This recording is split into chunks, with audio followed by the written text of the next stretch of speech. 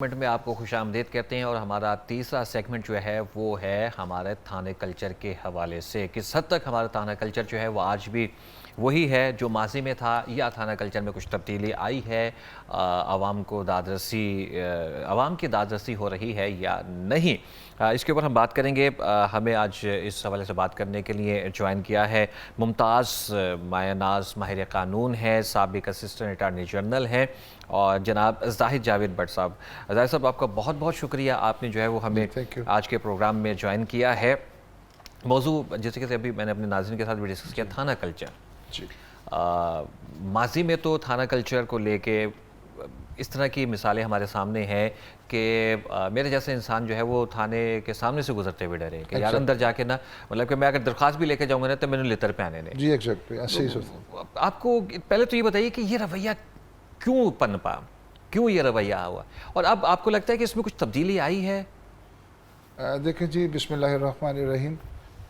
जो police culture की आप बात करते हैं, पंजाब पुलिस और दूसरे सूबों की जो पुलिस है उनका असल में एक माइंडसेट बना दिया जाता है कि जब सुपीरियर्स उनको इन्फोर्स करके कहते हैं या जब कोई दूसरे अदारे उनको इन्फोर्स करते हैं और ज़बरदस्ती उनसे कोई काम लिया जाता है, तो फिर उनका अपना दिमाग जो है वो, एक तो उनका अपना रूल्स एंड रेगुलेशंस होते हैं, रूल्स एंड रेगुलेशंस को वायलेट करते हुए फिर वो उनके अहकामात बजा लाने के लिए वो इलीगल काम भी कर जाते हैं जो उनको नहीं करने चाहिए। तो ये अब जो हमारी पुलिस है, पंजाब पुलिस, उनका एक माइंडसेट बन गया है कि हर बंदे को पकड़ लो, बंद कर दो, मार लो, तशद्दुद कर लो उस पर, और ये एक माइंडसेट बन गया।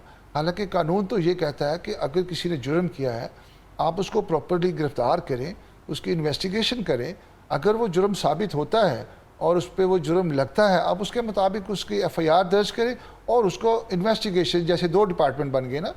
पुलिस ऑर्डर 2002 जब आया मुशर्रफ दौर में, तो उसका मकसद यही था कि पुलिस के जो निज़ाम है उसको ठीक करना और पुलिस के जो इख्तियारात हैं उनको थोड़ा कंट्रोल करना, और जो बहुत ज़्यादा इख्तियारात थे उनको अगर कोई मिस यूज़ करता है, अपना कंडक्ट उसका ठीक नहीं है, तो उसके खिलाफ कार्रवाई करना। अच्छा, यहाँ पे ना एक और भी बड़ा अहम नुक्ता आपने डिस्कस किया है। हम लोग चूँकि जिस फील्ड से वाबस्ता हैं, रोज़ाना की बुनियाद पे हम एक खबर ब्रेक कर रहे होते हैं कि जराइम पेशा अफराद और पुलिस के दरमियान फायरिंग का तबादला, और वो अपने ही साथियों के फायरिंग से मारा गया। मावरा अदालत कत्ल जिसे हम कहते हैं। एक बहुत करीबी दोस्त पुलिस ऑफिसर, उनके साथ बात हो रही थी इसी चीज़ के ऊपर। उन्होंने ना एक मुलजिम को बुलाया। मुलजिम को बुला के उन्होंने दिखा के कहा कि इसको आप जानते हैं? मैंने कहा मैं तो नहीं जानता, ये मर्डर केस में आया है। मैंने कहा ठीक है जी। उन्होंने कहा कि जब आप इसको ले जाएं। वो ले गए। उन्होंने मुझे बताया कि ये पहले भी आया था, हमने FIR दर्ज की, हमने सब कुछ किया और हमने इसको अदालत में, ये वहाँ से ज़मानत पे रिहा हुआ, फिर मर्डर केस में आ गया, एक और मर्डर करके अब ये दोबारा फिर आ गया। ठीक है ना। अब उसने मेरे सामने सवाल रख दिया, मैं खामोश हो गया कि अब आप मुझे खुद बताएं कि अगर हम इस तरह का काम करेंगे तो ये जाएंगे बाहर जाके। इसलिए ये उन्होंने ये उज़र पेश किया, पता नहीं मुझे ऑन ये बात करनी चाहिए या नहीं करनी चाहिए, उन्होंने ये उज़र अपना पेश किया कि यार इनको इसी तरीके से ख़त्म किया जा सकता है। मगर मैंने जो पहले बात बताई है, जो बड़ी वज़नदार बात है, जिसको आप हम भी आदी हो चुके उसके, प्रेशर, बड़ों का प्रेशर, दूसरे इदारों का प्रेशर। जब एक काम करने वाला कानून के अंदर काम कर रहा है और कानून के मुताबिक ही उसको करना चाहिए, जब यहाँ पे असरात आएंगे, जो ऊपर से इन्फ्लुएंसेस आएंगे, इसको यूँ नहीं यूँ कर दो, यूँ नहीं यूँ कर दो, तो फिर वो इलीगल काम भी करता है जो उसके बड़े कहते हैं या बड़ों से भी जो बड़े कहते हैं। एक और मजे की बात जी, यही वो जराइम पेशा अनासिर होते हैं जिनको वकील भी मुयस्सर होते हैं। वकील ही उनकी वकालत कर रहे होते हैं सर। जी, मैं वकील की जहाँ तक बात है, वकील तो अदालत में अपना क्लाइंट जो उसके पास आता है वो मुजरम भी आता है। बेसिकली जब आता है तो वो उस वक्त मुल्ज़म होता है, उस पर इल्ज़ाम होता है, वो कोर्ट में साबित करना होता है प्रोसिक्यूशन ने। प्रोसिक्यूशन होती है जो पुलिस की तरफ से, जो सरकार की तरफ से उसको मुजरम साबित करने के लिए, जब उसको पकड़ती है, उससे कत्ल किया हुआ है, उसके सबूत वगैरह इकट्ठे करके उसको ला के प्रोसिक्यूशन साबित करती है कि ये मुजरम है, ये मुल्ज़म नहीं है। जब उस पर जुर्म साबित हो जाता है तो वो मुजरम हो जाता है और कोर्ट उसको सजा देती है। अब वकील दोनों तरफ से होते हैं, एक प्रोसिक्यूशन का होता है, एक उसको बचाने वाला डिफेंस लॉयर होता है। अब डिफेंस लॉयर ने अपने दलाइल देने हैं, उसने वो जो सबूत लेके आते हैं, खुदा ना खास्ता अगर वो झूठे हैं या सच्चे हैं, तो उसने अपनी वकालत करनी है, उसने अपनी वकालत करनी है। वकील तो सिर्फ अपने उस क्लाइंट को बचाने के लिए होता है और वो मरवाने के लिए होता है। तो उसकी किस्मत के जो वकील अच्छे आर्गूमेंट्स करता है, अपना केस अच्छे तरीके से दलाइल पेश करता है और साबित कर देता है कोर्ट में कि ये जो इन्होंने इसके खिलाफ ये जो सबूत फराहम किए हैं ये झूठे हैं, ये सही नहीं है, और उन पे फिर जिरा, जैसे जिरा का एक हमारा चैप्टर होता है, उस पर जिरा होती है जब शहादत होती है, जो उनके गवाह आते हैं उसको बताने के लिए, उन पर बाकायदा जिरा की जाती है। तो जब जिरा में वो गवाह झूठे पड़ जाते हैं तो फिर जाहिर बात है अगर गवाह ही झूठे पड़ गए, उसका साबित ही नहीं हो सका कि इसने कत्ल किया, तो फिर अदालत ने तो उसको छोड़ना ही होता है। ठीक है, एक तो ये बात होगी माजरत के साथ, अभी आपने जो बात कही थी कि अदालतें उसे छोड़ देती हैं, वो फिर कत्ल करके दोबारा वापस आए थे, Exactly. वो बात नामुकम्मल रह गई थी। मेरी वही पहले वाली बात कि जब तक इन्फ्लुएंस, अनड्यू इन्फ्लुएंस नहीं ख़त्म होगा एक अदारे के ऊपर दूसरे अदारों का, उसके बड़ों का सियासी असर रसूख ये ख़त्म नहीं होगा, ना जनाब जुराइम ख़त्म होंगे, ना ये लाकानूनियत ख़त्म होगी। जब हर अदारा अपने अपने डोमेन में काम करेगा और अपने अपने अख्तियारात को पूरी तरह कानून के मुताबिक अमल दरामद करेगा, तो कोई भी जुर्म नहीं होगा, मुआशरे से आहिस्ता आहिस्ता जुराइम का खात्मा होता जाएगा। अच्छा, अगर मैं आपकी इस बात को एक दूसरे अंदाज में लूँ कि पुलिस को खुद मुख्तार बना दिया जाए, कोई इंटरफेरेंस ना करे, कोई दबाव ना हो, कोई पॉलिटिकल इन्फ्लुएंस उसके ऊपर ना हो, तो आपको क्या लगता है कि जो इस वक्त रवैया हमारे पुलिस महकमे का और पुलिस अफसरान का बन चुका है, क्यों मादर पिदर आज़ाद ही नहीं हो जाएंगे वो फिर? कोई पूछने वाला ही नहीं रहेगा। जैसे आप कह रहे हैं अगर उनको टोटली इख्तियारात ही दे दी जाए सारे, मगर उन पे भी जाहिर बात है ऊपर वो भी जवाबदेह हैं। जैसे हमारी मिनिस्ट्री है, जब हमारी पार्लियामेंट है, पार्लियामेंट में एक मिनिस्ट्री है जिसको इंटीरियर मिनिस्ट्री कहते हैं, पुलिस उन्हीं के अंडर आती है, तो वो जवाबदेह होती हैं उनके हाई लेवल के अफसरान। जो मैंने जैसे बताया ना कि मुशर्रफ दौर में जो 2002 पुलिस ऑर्डर आया था, उसमें इसकी कोशिश की गई थी कि पुलिस वालों को उनके डोमेन में रहकर काम करने की आदत डाली जाए, और अगर कोई इलीगैलिटी करता है तो उसको सजा दी जाए। सेक्शन 155C जो है इसमें पुलिस ऑर्डर 2002 में वो इसी बात की तशरीह करता है कि अगर कोई पुलिस ऑफिसर अपनी तफ्तीश में अपने जो इख्तियारात हैं उनसे तजावुज़ करता है, या जो वो रूल्स एंड रेगुलेशंस हैं महकमे के उनकी खिलाफ वर्जी करता है, तफ्तीश में भी हो सकता है, रिश्वत लेना भी हो सकता है, और नजायज़ SHO जो होते हैं, जो पूरे थाने के इंचार्ज होते हैं, वो इलाके में अमन व मान कायम नहीं रख सकते कानून के मुताबिक, तो उन सब के खिलाफ कानूनी कार्रवाई हो सकती है। उनके खिलाफ दरख्वास्त दें आप 155C के तहत, अगर आपके ऊपर तशद्दुद किया गया है, अगर आपसे रिश्वत तलब की गई है, या अगर आपकी FIR दर्ज नहीं की गई है, तो इस चीज़ के लिए 155C बड़ा क्लियर था और है भी। अभी पुलिस ऑर्डर 2000 चल रहा है, तो उसमें फिर वो जो सीनियर ऑफिसर्स होते हैं जिनके पास आप दरख्वास्त देते हैं, SSP लेवल का होता है ऑफिसर, अब AIG भी कह लें, DIG कह लें, तो उनको आप जब दरख्वास्त देते हैं वो उनको बाकायदा बुला के उसकी तफ्तीश करते हैं। लेकिन वो एक और भी तो है ना, एक सेइंग, मतलब के मजा मजा नहीं पहना होंगे। जी बिल्कुल, मैं उसी तरफ आ रहा हूँ।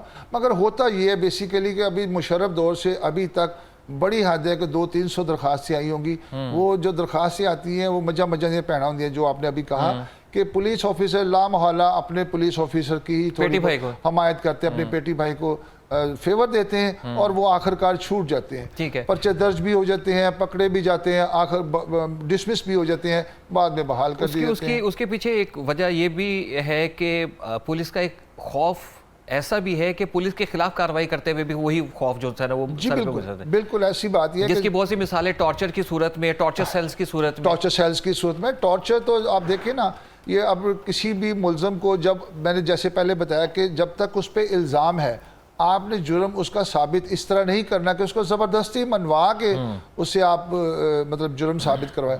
हालांकि देखिए ना, हमारे पास कानून मौजूद है कि 164 की जो स्टेटमेंट है, जो पुलिस के पास पुलिस के पास जो दी गई स्टेटमेंट है वो एडमिसिबल नहीं है कोर्ट में। कोर्ट में आप जाके उसको बदल भी सकते हैं कि जिन्होंने मुझे तशद्दुद करके मुझसे बयान लिया है, तो वो आप कर सकते हैं। मगर नॉर्मली हमारे देखा गया है कि कोई भी पुलिस के खिलाफ कोई भी एक्शन लेने से डरता है। पुलिस ने अपना एक हवा बना लिया है, पंजाब पुलिस ने, मैं कहता हूँ कि वो लोग दरख्वास्त देते भी डरते हैं, कोई कार्रवाई करते हुए भी डरते हैं। अच्छा, एक और भी चीज़ है, आपका इतना एक्सपीरियंस है, क्या कभी आपने इस चीज़ का तजुर्बा किया या आपके पास कोई ऐसा केस आया हो जिसमें मुल्जिम पुलिस के तशद्दुद की वजह से ही बदज़न हुआ हो और वो उसने जो है ना वो अमन व अमान का रास्ता छोड़ के और वो जराइम की तरफ चला गया सिर्फ़ और सिर्फ पुलिस के तशद्दुद की वजह से, या कुछ इस तरह का मामला? इसमें मुझे बताने की ज़रूरत नहीं है, बहुत सारे मशहूर केसेस हैं। लाहौर का एक बड़ा मशहूर गयासा डाकू होता था। अच्छा। गयासा, उसने बड़े कत्ल किए थे और वो एक उस्ताद का बेटा था। हम उस दिन कॉलेज में पढ़ते थे। अच्छा। तो वो जब पुलिस ने उस पर बहुत ज़्यादा तशद्दुद किया, उसको वो भाग गया पुलिस से और फिर बार बार पुलिस ने उसको इतना तंग किया कि वो बहुत मशहूर कातिल बन गया और उसने 17-18 कत्ल किए। इसी तरह लाहौर में बहुत सारी मिसालें हैं, आपको वो देखे, पुलिस मुकाबले देखे आप कि फिर पुलिस क्या करती है कि पुलिस उनको मुकाबले में मार देती है कि हमारे लिए दर्द सर बन गए। हमारे एक लॉयर थे, वो भी आरिफ भिंडर साहब, वो भी इसी तरह बड़ा नाम, इसी तरह की मुकाबले की भीड़ चढ़ गए कि उनको भी रास्ते में पुलिस की कस्टडी में कत्ल कर दिया गया, सरेआम कत्ल कर दिया गया। इस तरह बहुत सारे वाक़यात हैं, इसमें कोई शक नहीं बिला मुबालगा कि जब पुलिस के मतलब एक शरीफ आदमी को पुलिस बार बार तंग करती है, मगर ये दौर अब पुराना हो चुका है। अब पुलिस के पास इतने इख्तियारात नहीं हैं, लोग काफ़ी अवेयर हो चुके हैं, मीडिया आ चुका है। अब देखें ट्रैफिक पुलिस में भी अगर कोई पुलिस वाला ज्यादती कर रहा है तो उसकी फिल्म बन जाती है। और फिल्म जब मीडिया पे आती है तो उसके खिलाफ तदीबी कार्रवाई हो जाती है। एक दफ़ा आपने देखा होगा पुलिस ऑफिस, एक पुलिस वाला अपने पुलिस ऑफिसरान को गालियां दे रहा था, उसकी वीडियो बन गई और फिर उसको बाद में क्या किया गया, उसको जस्टिफाई करने के लिए कहा कि ये मेंटल केस है और ये है वो वाला मामला। तो ये बल्कि पिछले दिनों एक और भी रवैया है, पिछले दिनों आपने, अब मैं एग्जैक्टली उस पुलिस ऑफिसर का नाम भूल गया हूँ जिनको उसी के लेपालिक बेटे ने जो है वो मर्डर कर दिया सिर्फ इस वजह से कि वो बेतहाशा गालियां देता था। फिर वो बाद में पता चला कि वो लेपालिक बेटा नहीं है, उसने अपने पास रखा हुआ था, वो उसकी सरपरस्ती करता था और वो मैकेनिक था। इस तरह की चीज़ें भी आती हैं कि आपके अपने करीबी लोग भी जो है वो आपके गालम गलोच की वजह से आपको जो है ना वो। देखिए जी, जहाँ तक जुराइम का ताल्लुक है, जुराइम के पीछे तो बहुत सारे माखज़ होते हैं। जुराइम क्यों जन्म लेते हैं? अगर हमारा मुआशरा, हमारे बच्चों की तरबियत, हमारे लोगों की तरबियत, अवेयरनेस, तालीम का फुकदान ना हो तो ये जुराइम जन्म ही ना ले। माँ बाप अगर बच्चे की अच्छी तरबियत करते हैं, बच्चा अच्छा निकलना चाहिए और अच्छा ही निकलता है अल्हम्दुलिल्लाह। अगर अच्छी तरबियत करें, माँ बाप का भी कसूर है, मुआशरे का भी कसूर है, जो मुआशी हालात हैं हमारे मुल्क के वो बहुत ज़्यादा डिपेंड करते हैं। आपने देखा होगा लोग डबल रोटी चोरी करते पकड़े जाते हैं, रोटी चोरी करते पकड़े जाते हैं। अगर वो एक दफ़ा, मैंने कल मादत के साथ एक होता था सुल्ताना डाकू, तो बड़ा मशहूर था, वो अंग्रेज़ दौर का डाकू था, वो अमीरों को लूटा करता था और गरीबों में तकसीम किया करता था। अल्टीमेट वो पकड़ा गया, उसको फांसी हो गई।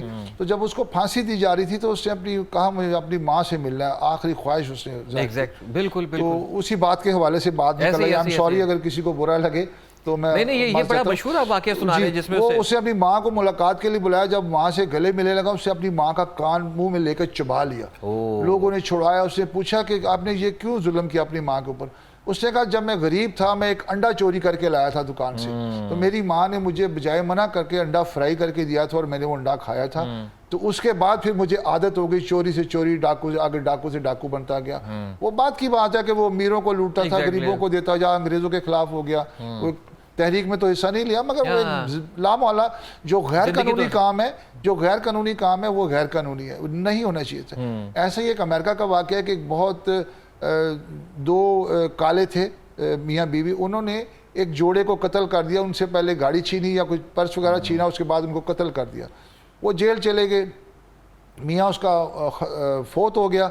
वो जेल में उसको एकदम उसका जहन बदला और वो नेक हो गई, पारसा हो गई, वो तबलीग करने लगी, बड़ी नेक हो गई, बड़ी मशहूर हो गई, मगर उसको फांसी की सज़ा हो चुकी थी। तो उसकी अपील एंड तक जब गई ना, बिल्कुल एंड तक, तो किसी ने भी उसको माफ़ नहीं किया। गवर्नर के पास जब गई, गवर्नर ने कहा मैं कानून का रखवाला हूँ, ये कोई फरिश्ता भी गलती करके आता तो मैं इसको जो है ना वो फांसी की सज़ा कभी ख़त्म ना करता, क्योंकि इसने जब वो हमें कानून के सामने जवाबदेह होने से पहले उस जोड़े के आगे जवाबदेह होंगे क़यामत वाले दिन कि जिन्होंने कत्ल हुए, बेगुनाह कत्ल हुए, उन्होंने कोई जुर्म नहीं किया था, उनको इन्होंने मार दिया, इसलिए इसकी फांसी की सज़ा बरकरार नहीं चाहिए। तो जिन मुआशरों में कवानीन का एहतराम होता है, कवानीन लागू होते हैं और उन पे लोग अमल दरामद करते हैं, वहाँ जुराइम बहुत कम होते हैं। हमारी बदकिस्मती है कि हमारे यहाँ कवानीन है मगर लेकिन उसके ऊपर इम्प्लीमेंटेशन नहीं है, अमल दरामद। अच्छा, अमल दरामद की अगर पॉइंट ऑफ व्यू से बात करें, और दूसरा एक और भी चीज़, जैसे अब हमारे आईजी पंजाब है डॉक्टर उस्मान अनवर। जी, डॉक्टर उस्मान साहब, आपको लगता है कि इनके आने के बाद दूसरे सूबों की निस्बत पंजाब की पुलिस में कोई फ़र्क पैदा हुआ है, कुछ मस्बत तब्दीली आपने देखी है? ये मैं समझता हूँ कि देखें, कोई प्राइम मिनिस्टर आए, कोई गवर्नर आए, कोई सदर पाकिस्तान आए, पाकिस्तान में किसी को बाई नेम करके उसको क्रेडिट नहीं देना चाहिए। ये मैं ज़ाती तौर पे समझता हूँ। लोग देते हैं शहबाज शरीफ साहब की हुकूमत ने ये काम कर दिया, नवाज शरीफ साहब की हुकूमत ने ये काम कर दिया, इमरान साहब खान साहब की हुकूमत ने ये काम कर दिया। भाई वो तो एक कंट्रोलेबल अथॉरिटी है, उनको चाहिए कि वो इम्प्लीमेंटेशन करवाएं, उनकी जॉब है ये। अगर उनके दौर में कानून पे अमल दरामद होता है तो इसका मतलब है कि कानून में बेहतरी आई है, कवानीन में बेहतरी आई है, आपने अपने निज़ाम को ठीक किया है। तो हमें तो निज़ाम को ठीक करने की ज़रूरत है, ना कि अपने लेबल लगवाने की ज़रूरत है। नो डाउट, बिला मुबालगा, जब से ये आए हैं इनके दौर में जुराइम कम हुए हैं। मैंने जो अखज़ किया है कि वो पढ़े लिखे जो नौजवान हैं ना, जो CSP ऑफिसर्स हैं, वो जब थानों में आए हैं ना, अब उनको मतलब SP बना के भेजा है, तो वो बड़े तहम्मुल से आपकी बात सुनते हैं, आपको उसका फैसला करते हैं और फिर लोगों को इंसाफ भी दिलाते हैं। अभी पिछले दिनों आपने देखा होगा कुछ अदालती इख्तियारात भी पुलिस वालों को तफवीज़ कर दिए गए हैं कि वो फ़लाँ तलाक के मामला देखेगा, फ़लाँ जो है वो चेक के मामला देखेगा, फ़लाँ जो है वो लूट मार के या चोरी के देखेगा। तो हालांकि जो कि अदालतों का भी काम है वो भी अब पुलिस के पास आ गया है। अल्लाह करे ये अगर जुराइम को जैसे कहते हैं जड़ से ख़त्म करना ज़रूरी है। तो दूसरे सूबों की निस्बत अगर हम थोड़ा सा इनका कंपैरिजन करें तो पंजाब पुलिस आपको बेहतर लगती है या पंजाब पुलिस कल्चर? देखिए जी, पंजाब पुलिस के तो बहुत सारे मतलब जो है वाक़यात मशहूर हैं कि जुल्म व तशद्दुद और सख्ती और इन्वेस्टिगेशन में इतने जाबिर हैं, इतने सख्त हैं कि ये हिरन को भी कह देंगे कि वो कहेगा कि हाथी है जी। हिरन को भी कह देते हैं कि ये हाथी है, और वो तो हिरन भी कहता है कि मैं हाथी हूँ। जो वो हिरन भी कहते हैं मैं हाथी हूँ। वो वाला जो मामला है ना, बस अभी इन पे वो जो छाप है ना, कहते हैं बद से बदनाम बुरा, ये बेसिकली लेकिन एक चीज काफ़ी बदनाम हो गए मगर बेहतरी आ रही है। एक चीज जो एक हमारे यहाँ बड़ा प्रोटोकॉल कल्चर था, डाला कल्चर था, या एक और, उसमें मैंने कुछ ऐसी एग्जांपल्स देखी हैं, स्पेशली सिंध पुलिस के निस्बत पंजाब पुलिस में यह तब्दीली। जैसे अभी पिछले दिन आपने देखा होगा कि एक अंडरपास पे एक डाले वाला और वो जिस तरीके से तशद्दुद का निशाना बनाया, और फिर उसके बाद डाला कल्चर के और फिर डाला कल्चर के खिलाफ जो है वो एक पूरी पुलिस ने जो है मुहिम चलाई, ठीक है। जबकि इस तरह की मिसालें अगर हम सिंध में देखें तो कोई पुरसाने हाल नहीं है, वहाँ तो बहुत बुरे हालात। तो आपको लगता है कि ये थोड़ी सी बेहतरी आई है, हमें इसको डिस्कस करना चाहिए कि हाँ देखिए जी, इसमें कल्चर का बड़ा रोल है। जो सिंध का कल्चर है, वडेरा रोल है, जिम्मेदार और ये वो बड़े बड़े तबके, उनके बहुत ज़्यादा असरात हैं। पुलिस में भी वही लोग हैं और पुलिस का माइंडसेट, सिंध पुलिस का माइंडसेट भी वही है। अब जो पंजाब पुलिस है, पंजाब पुलिस का वो कल्चर नहीं है। पंजाब में वडेरे नहीं है, जहाँ ज़्यादा से ज़्यादा अगर आपको कोई इन्फ्लुएंस करते हैं तो वो सियासतदान कर लेते हैं, ब्यूरोक्रेसी कर लेती है, ये वो लोग कर लेते हैं। ये अभी पंजाब में वो वाला कल्चर नहीं है, इसलिए पंजाब की पुलिस सिंध पुलिस से और दूसरे सूबों की पुलिस से बहुत बेहतर है। मैंने जैसे आपको बताया कि पढ़े लिखे जो CSP ऑफिसरान साहबान आए हैं, वो पब्लिकली आते हैं और लोगों की बात सुनते हैं, उनके मसाइल को कोशिश करते हैं कि यहीं से ख़त्म कर दिया जाए। अच्छा, इसमें कसूर हमारी कुछ पुलिस की रिवायात का भी है, क्योंकि अब फॉर इंस्टेंस अब अगर कोई नए भर्ती हुए हुए लोग जब थाने में जाते हैं, वो तैनात होते हैं, तो वहाँ पे कल्चर क्या देखते हैं, वही अपने सीनियर्स का कल्चर फाड़ लिया है, पाओ एनु लम्या। अब वो उनके जहन में भी वही है कि जी पाओ एनु लम्या, वो फिर जो भी उनके हाथ चढ़ता है वो कहते हैं पाओ एनु लम्या। आपको पता लगता है कि ये कल्चर भी जो है वो बहुत ज़्यादा असरअंदाज हुआ है पुलिस के रवैये को बदनाम करने के लिए या तब्दील करने के लिए भी? एग्जैक्टली जी, बहुत ज़्यादा ये असर हुआ है इस चीज़ का। हालांकि होना तो ये कहिए कि अगर कोई थाने में आपको पकड़ के लाते हैं तो उसको पहले बिठा के आराम से आपको पता करना चाहिए कि ये वाकई आप सही बंदा पकड़ के लाए हैं कि नहीं पकड़ के लाए। तो जब तक आप उसका अपना रवैया चेंज नहीं करेंगे, थानों में ये वाला कल्चर तब्दीली ना करेंगे, फड़ो पाओ लम्या, उसको आराम से बिठाएं, एक साइड पे बिठा दें, कोई मसला नहीं है। उसको लॉकअप में बंद कर दें, लॉकअप आपके पास मौजूद है। आप उसके बाद आपको टाइम मिले आप जाएँ, उसे आर्गू करें, उससे बातचीत करें, उसको साइकोलॉजिकली आप इस तरह मोल्ड करें कि वो अपना जुर्म बताने पे आमादा हो जाए कभी उसने किस वजह से कि किया, किस किसी भी वजह से भी किया, क्या किया है, माशरे के हालात क्या हैं, इन चीज़ों की बहुत ज़रूरत है और ये होनी चाहिए और हो भी रही है। बाज़ जगह पे ये ऐसा हुआ है कि पुलिस वाले जो है ना बड़ा अच्छा रवैया इख्तियार करके अपना वो मुल्ज़मान के साथ उनको करते हैं और जो लोग दरख्वास्त अच्छा, लेके जाते हैं उनसे सलाम दुआ लेते एक हैं। और अहम चीज़, जी रिश्वत। जी, उसके पीछे एक बुनियादी वजह ये भी है यार, इतना पैसा ला के आए हैं तो कमाइए भी ना। उसका कसूर सबसे ज़्यादा ये जो सियासत है ना, सियासी असर और रसूख, वो ख़त्म होना चाहिए। जब तक मेरिट पे भर्तियां नहीं होंगी, स्पाई लेवल के तो आप मैं नहीं कह सकता, मगर अब जो ASI लेवल का भी भर्ती है वो भी PCS ऑफिस की तरफ से आ रहा है, वहाँ से वो इम्तहान पास करके और फिर वो भर्ती हो रहा है। पढ़े लिखे लोग, इसीलिए मैंने कहा ना पढ़े लिखे लोग आ रहे हैं, PCS के जरिए भर्तियां हो रही हैं, ASI लेवल का, सब इंस्पेक्टर लेवल का, इंस्पेक्टर लेवल का, इवन सारे। जब इस लेवल पे पढ़े लिखे लोग आ जाएंगे तो वो फिर मेरे ख्याल है कि कल्चर इंशाल्लाह जल्दी तब्दील हो जाएगा। जी वो जो एक ड्रामा लगा करता था डायरेक्ट वालदारा,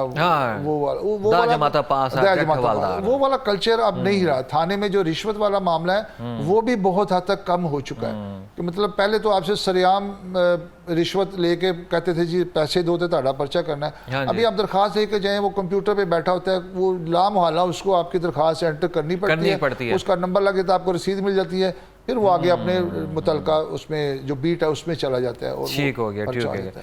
अपना बहुत बहुत शुक्रिया आपका जाहिद जावेद साहब, आपने हमें आज के प्रोग्राम में जो है वो ज्वाइन किया और बड़ी अच्छी गुफ्तगू आपके साथ हुई। नाज़रीन को भी ज़रूर जो है वो इस हवाले से आगाही जो हुई है। नाज़रीन